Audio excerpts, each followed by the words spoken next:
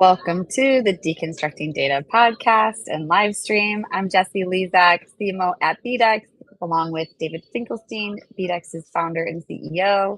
What's new with you this week, David?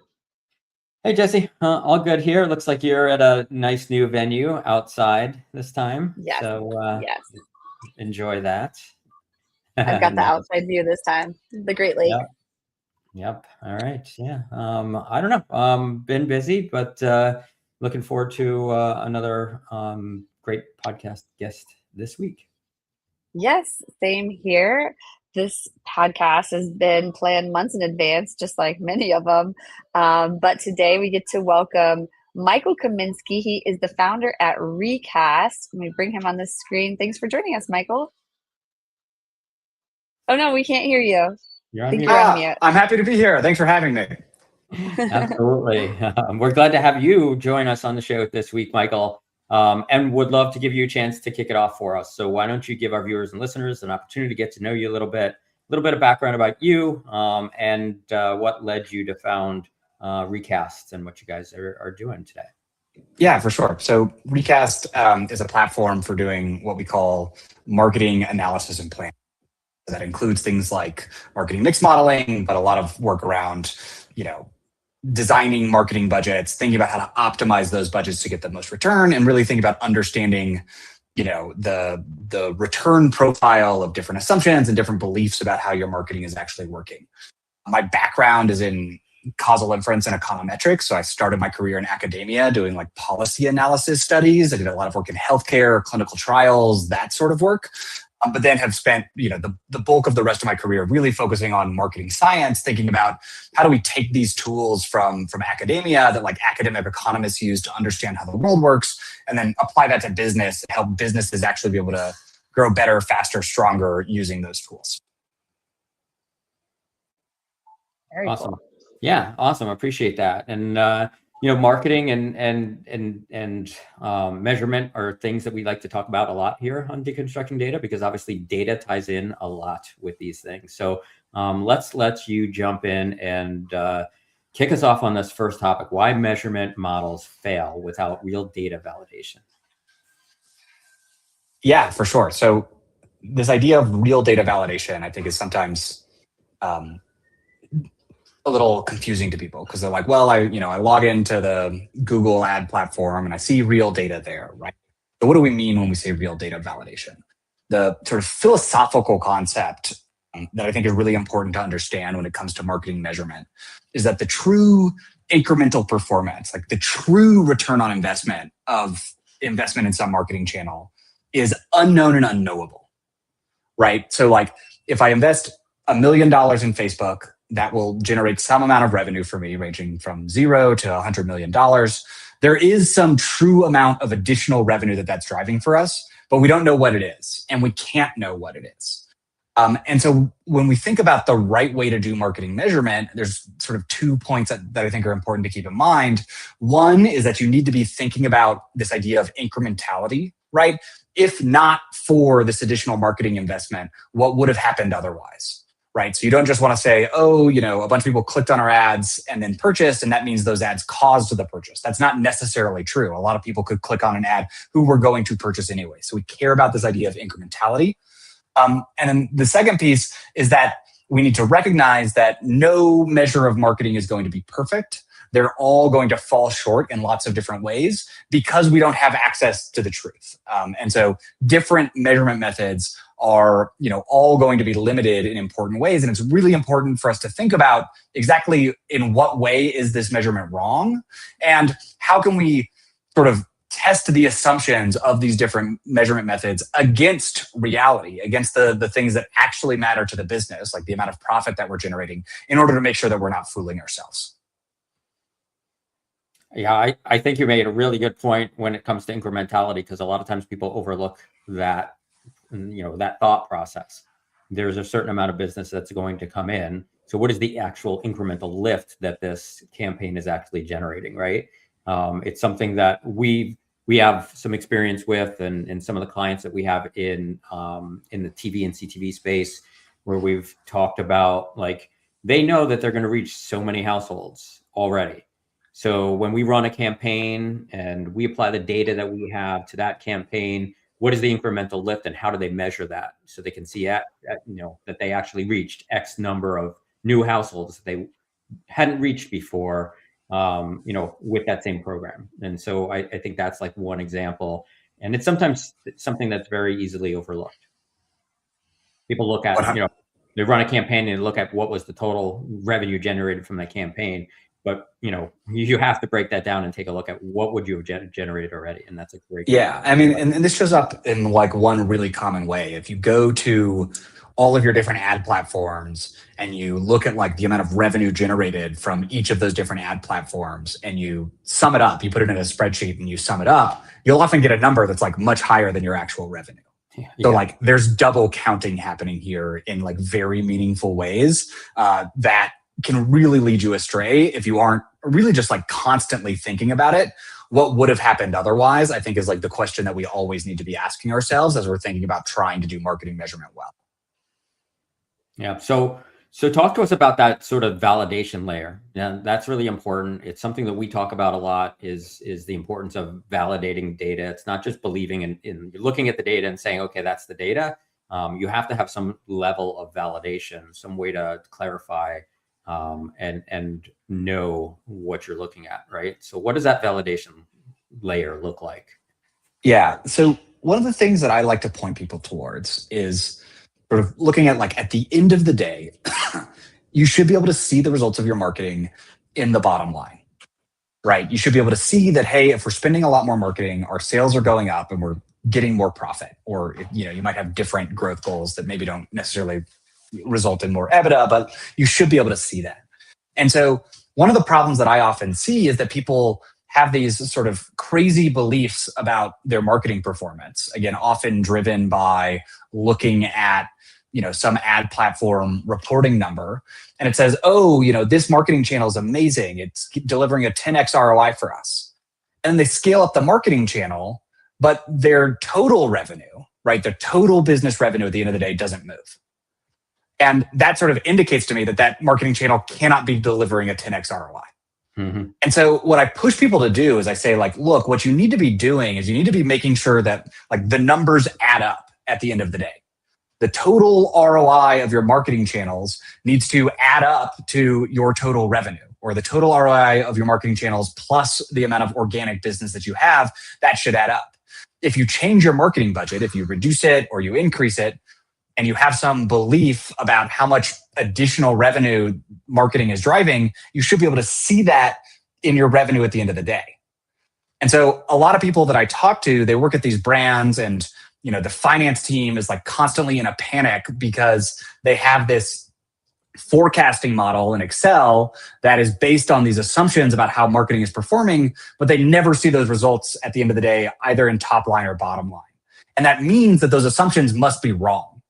And so the first place that I point people to look is that your marketing beliefs about the return on investment, about how performant every channel is, should show up in your financial statements at the end of the day.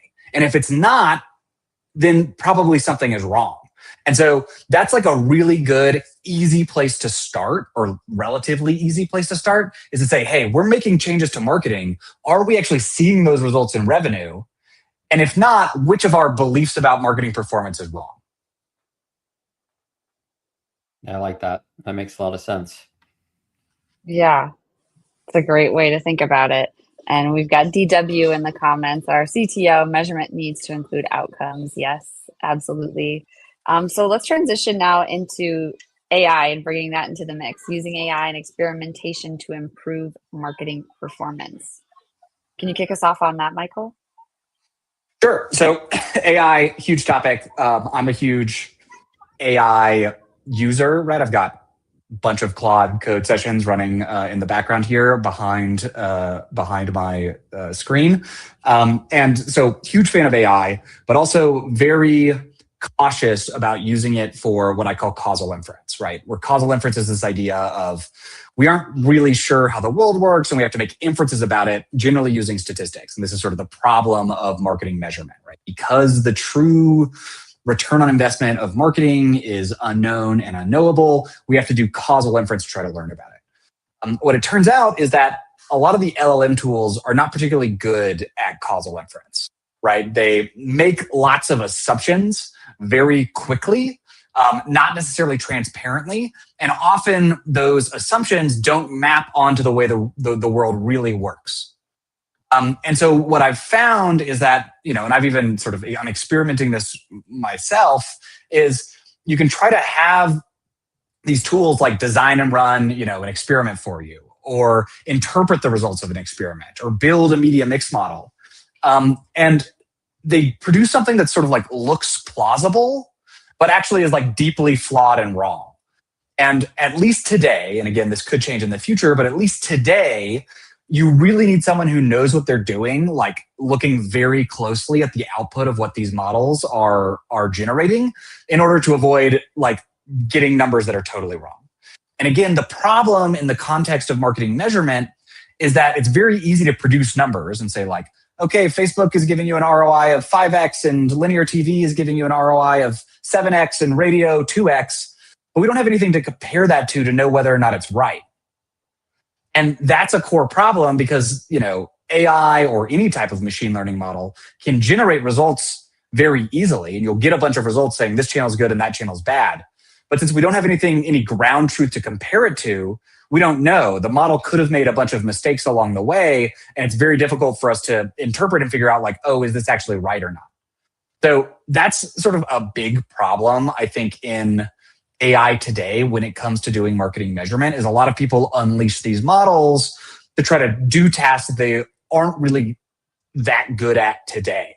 And again, the problem of LLMs making a bunch of assumptions and sort of hiding those is, I think, bad. Anybody who uses LLMs a lot has this experience. It causes a lot of problems. But the problems are even worse in the context of marketing measurement because, again, there's no easy way to check the work or to check the work just based on the output. Checking the work involves looking at all of the code that was written, understanding all of those assumptions, not just looking at the output and say hey, yeah, this looks right or not. Yeah, and I think DW just made a comment also on about the fact that LLMs are eager to please the user. And I think that's where those assumptions come in.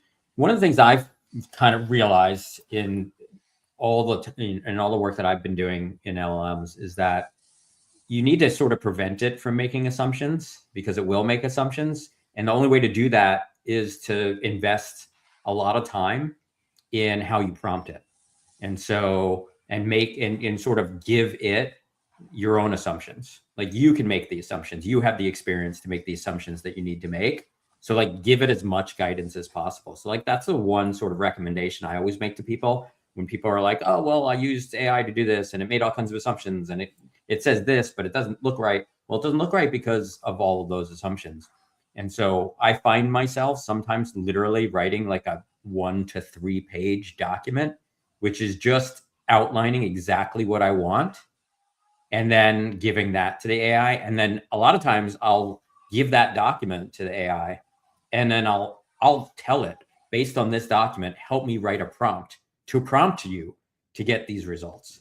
Because when it analyzes your outline and what you want to do, it'll come up with other questions and it'll be I see you wanted to do this and you wanted me to assume that, but do you want me to do this?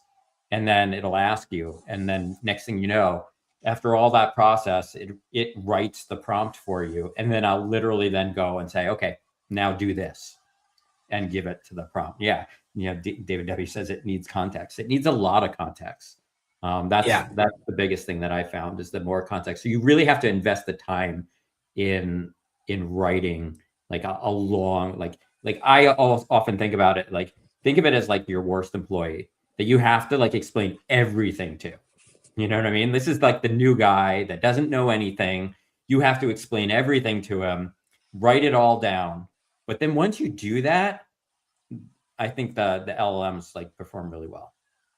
Yeah. So, I love that strategy, but I think one of the problems that I see is that LLMs can sort of be Dunning-Kruger effect amplifiers, right? Where if you're not familiar, like the idea behind the Dunning-Kruger effect is like the less you know about some topic, the more confident you feel about it, right? So it's one of these issues of like, someone off the street comes in and tries to tell you about your industry. You're like, that's all wrong. You clearly know nothing. But like they have this surface level understanding that makes them feel very confident. Right. LLMs often push people towards that, where it's like in the process of going back and forth with an LLM, when I'm in my like zone of expertise, I'm like, no, that's wrong. This is what you need to do. You need to do this differently. That's wrong. Like, here's all the context you need. But when I'm outside of my zone of expertise, I'm more willing to let the LLM just make decisions. And I'm like, yeah, no, I know what I'm doing. Like, but this all looks good. It all looks good. And the problem comes, right? I talk to like CMOs and they're like, yeah, like, we don't need a vendor to do measurement. Like I've got Claude building my marketing mix model, or I've got Claude running, our GeoLift software. And I'm like, I don't know if this is a good idea. Like there's a lot of assumptions happening in here and it feels like you're being very productive when you're having Claude run this for you. But especially when you're out of your zone of expertise, it can be very, very dangerous. And that's the thing that I worry about sometimes. I mean, I think some people have a lot of success with it, but like that can be the problem of it's like, oh, I'm a CMO. I want to do marketing measurement. There's all these open source tools. I'm going to have Claude do this for me. But like that CMO doesn't necessarily have all of the context required to be able to like really use those tools well. And if it was for like making a marketing plan, something they know really well, they would follow your process and it would be really good. But once you step outside of your own zone of expertise, you can get yourself into trouble really quickly. Yeah. Yeah, 100%. For sure. Yes, we're getting a lot of comments, questions, ideas. Says, I asked the AI to create the context for me, and then I adjust it across channels.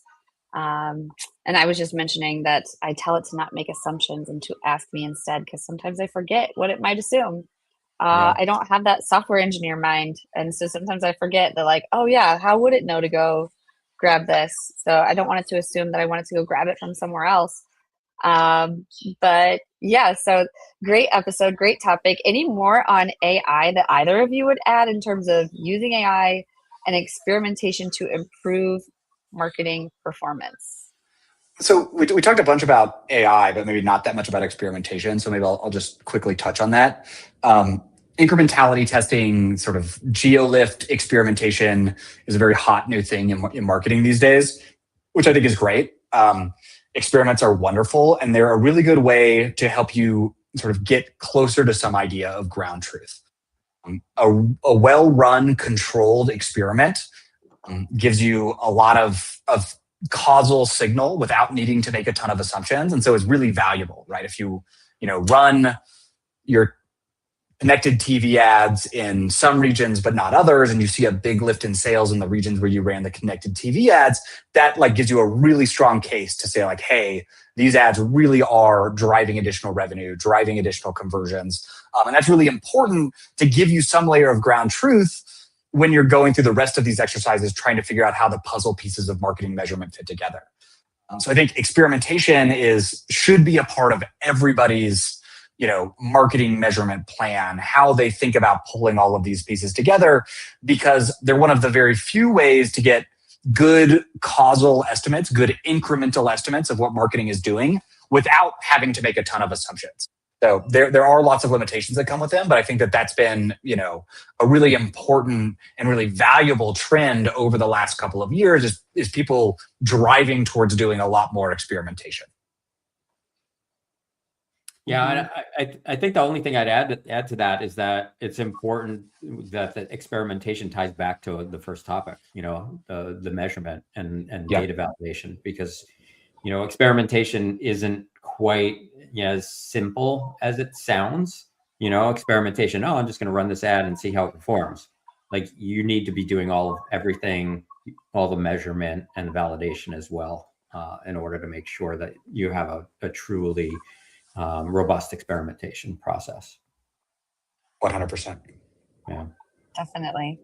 So what's the best way for a CMO to maximize context? What would either of you say to that?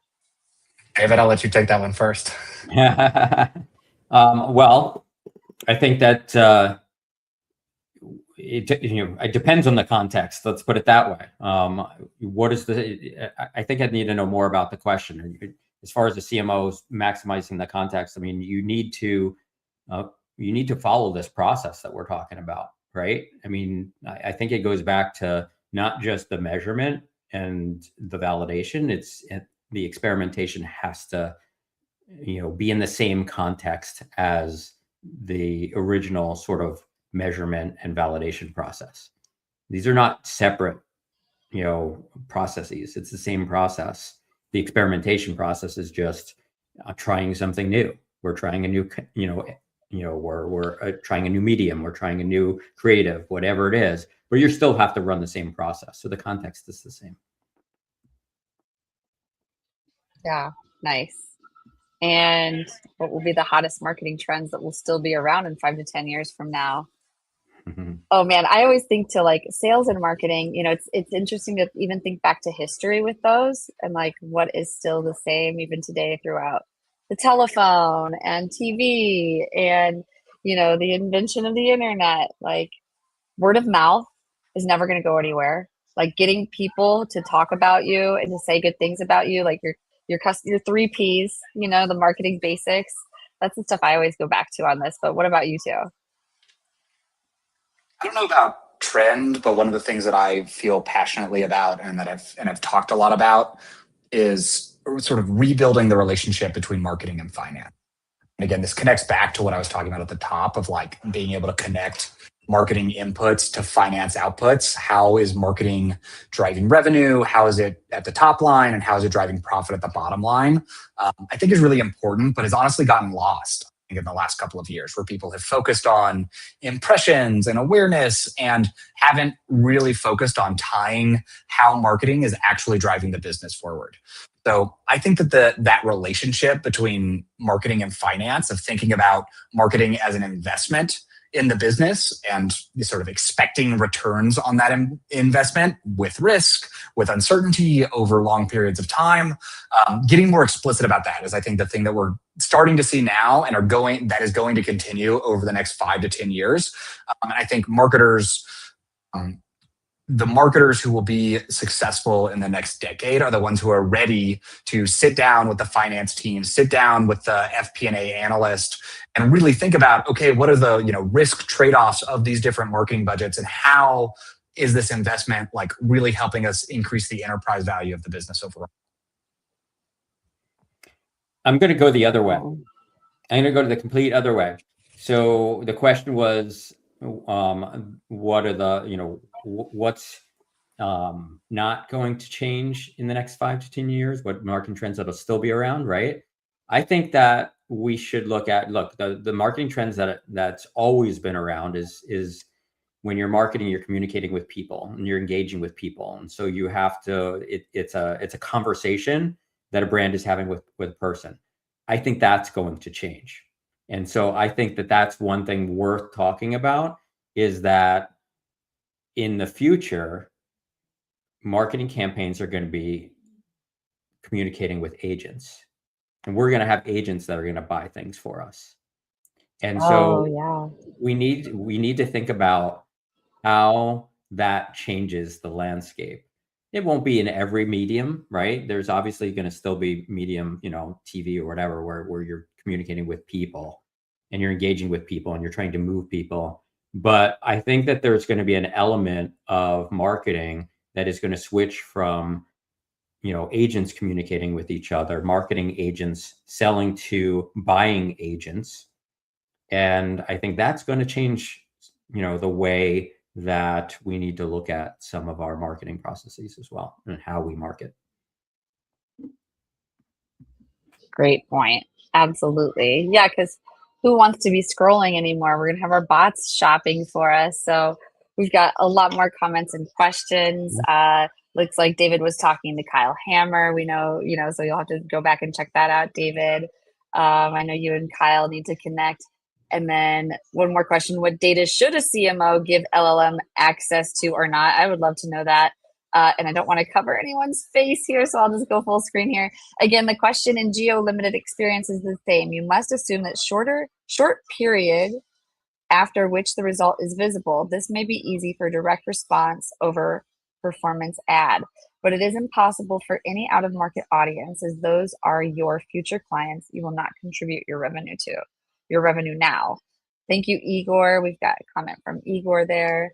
But I'll just leave there. Any thoughts or questions or comments on any of that from David or Michael before we move on? I'll say All Igor's right. comment on experimentation is spot on. Again, this is why every marketing method is limited. The true long-term full effective marketing is unknown and unknowable. Geo experiments are limited in the time window that they can observe any effect, and they also come with a lot of uncertainty. So, again, I think it's a really important tool to have, but absolutely not a panacea. You can, geo test as much as you possibly can, and it is not going to solve your problems because it can't measure everything, especially over longer time periods, and it's going to come with a lot of uncertainty. Yep. 100%. All right. Yeah. Let's jump into the next topic. Yeah, definitely. I mean, selfishly, I did kind of want to know what CMOs shouldn't add to the LLM. I mean, obviously, not the API keys, right? You got to keep it privacy compliant, but is there any other secret there? Like, what do I not know that the marketer is not supposed to add to the LLM? Don't give up the keys to the castle. Yeah, I don't know. The data. No, I think that, it's measurement data. That's the keys that you want to give. You want the LLMs to be able to help you with your measurement data. But yeah, I mean, as far as things that you don't give it, it's, just keep it privacy compliant. That's it. Yeah, definitely. Okay, moving into our third topic, building first-party data strategies in a privacy-first world. That leads nicely into this privacy focus. Michael, could you kick us off? Yeah, so maybe first-party data strategies in a privacy-first world. I mean, I think that this is important.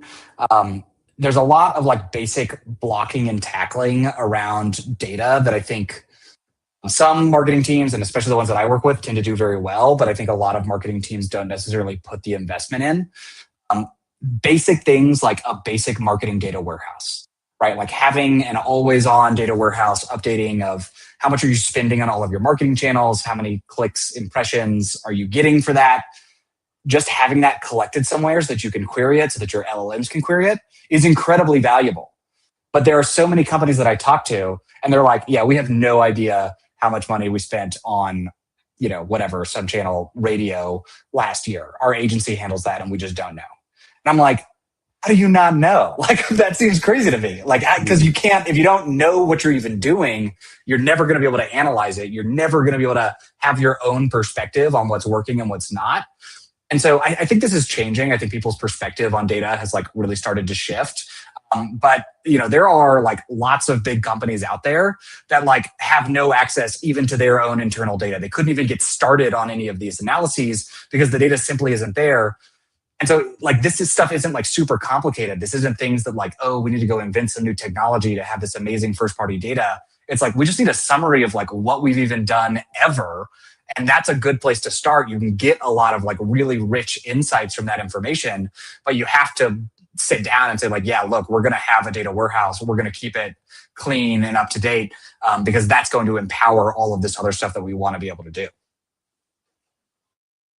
Yeah, absolutely. I think the only thing I'd add to that is the power of enriching your first party data, because first party data is limited to what you're collecting. But if you have ways using third party data to enrich that first party data and or modeling that first party data, you can extend the value of it immensely. Yeah, 100%. I mean, the data warehouse should be the first step. There's so much stuff you can do after. But again, it's always crazy to me that I talk to these, again, very large brands. Everybody listening to this has probably shopped at their stores and they just don't have anything at all. Yeah. So I think get the basics in place first. That's my first recommendation. And then from there, there's a bunch of interesting stuff you can do, but you should own your own data. You should have that easily accessible to you internally. You should not be dependent on some third party, your agency keeps the data for you. I don't think that that's a good practice at all and ends up causing a lot of pain for a lot of these organizations. Absolutely. I hear that myself. Just a lot of the time, we start working with a client and they've had a bad experience with marketing, and it a lot of the time comes back to that, and then they have a hard time trusting marketing going forward, just because they uploaded all their data into that CRM that marketer has, and then that marketer disappeared, or they had a falling out. So that's really good advice, because yeah, when I see people who've been scarred by marketing, it's usually in regard to their data. You want to own your data. Your first party data is your gold. That's what you want to build. That's your audience. When we're on these platforms like LinkedIn, those are rented audiences. We don't own that data, but the audience that you keep and you own. So in terms of just getting into that more, I guess, David, could you tell us more, like, what could we be thinking about with building our first party data strategies, especially now with AI? Well, yeah, like I said, supporting what Michael said, you have to have that data strategy so that you're owning it, managing it, and centralizing it, your first party data. But once you're doing that, the next big thing you could be doing is enriching it. And the great example I'll give to plug our own product is 2Segment, one of our newest products, which basically just enables Shopify or any e-commerce company to take the first party data that they have, which is all, their customers, their orders, their lifetime value, all that stuff that you're getting out of Shopify, and enrich that with some third party data so you can understand who those customers are, demographics, psychographics, all this other stuff that will help you understand that you have different types of customers for different types of products. That's the reality. So are you going to market to them all the same way? Not necessarily. And so, tools like that will enable you to then segment those customers. You may have customers that buy the same product, but they have different personality traits. So communicating to them differently is important, right? And you don't know any of that without enriching them.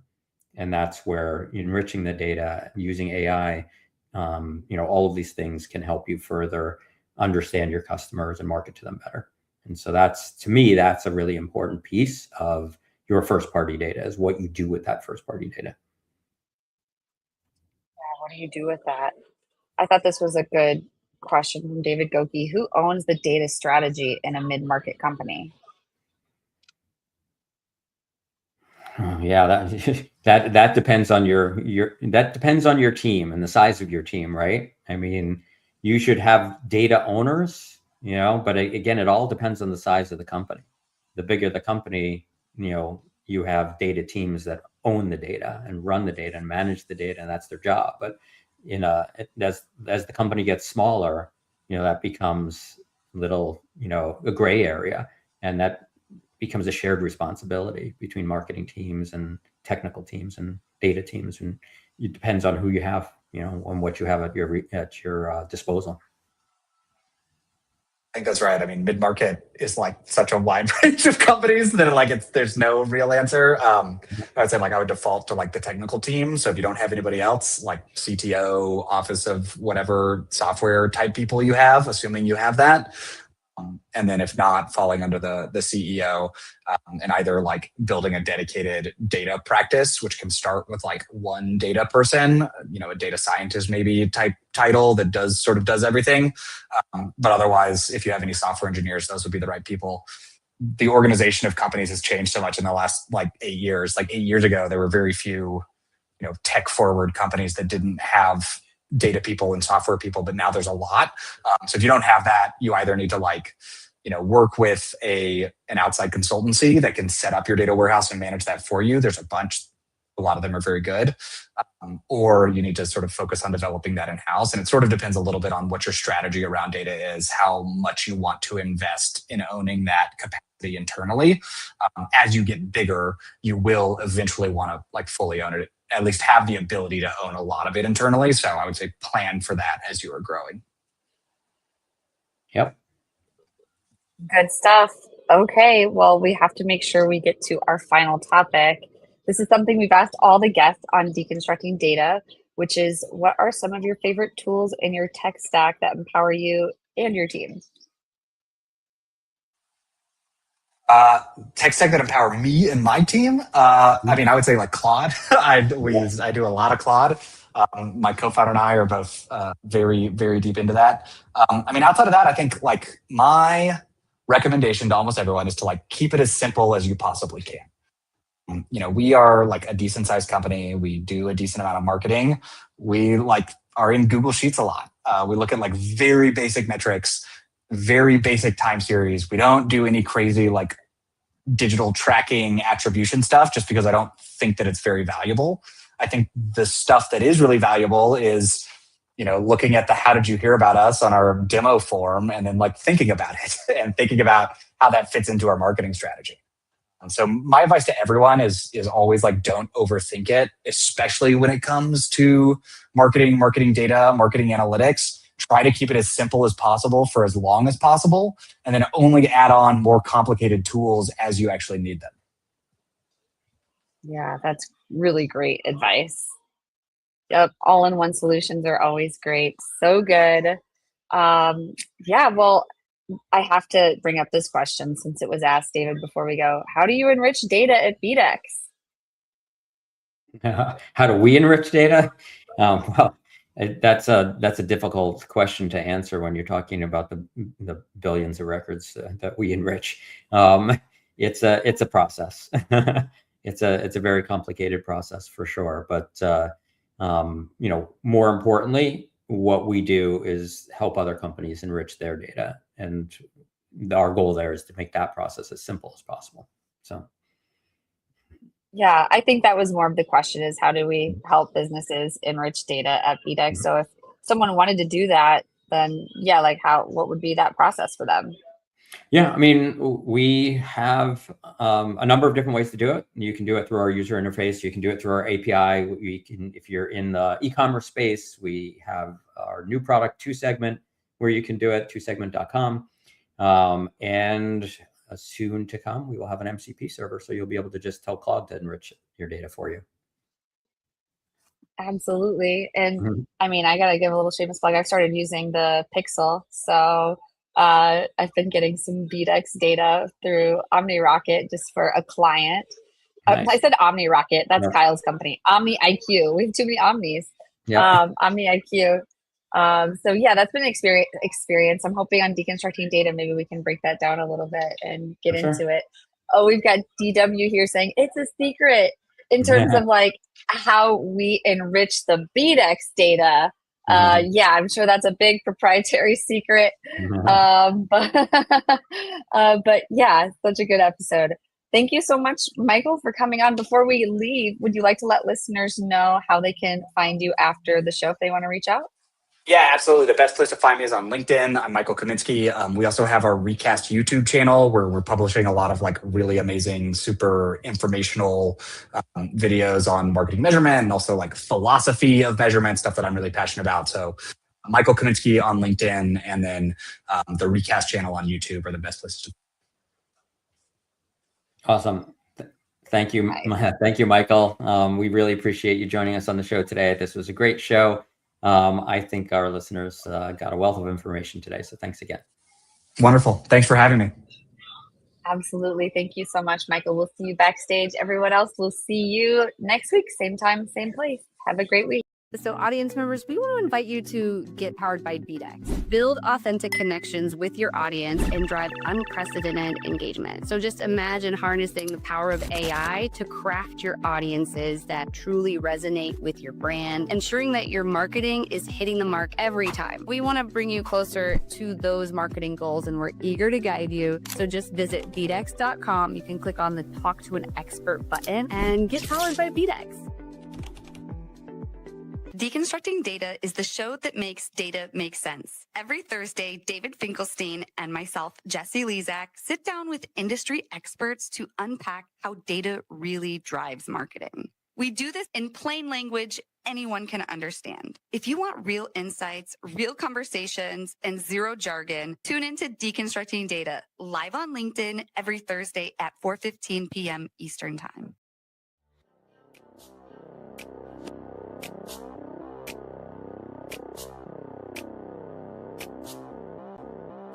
Yo.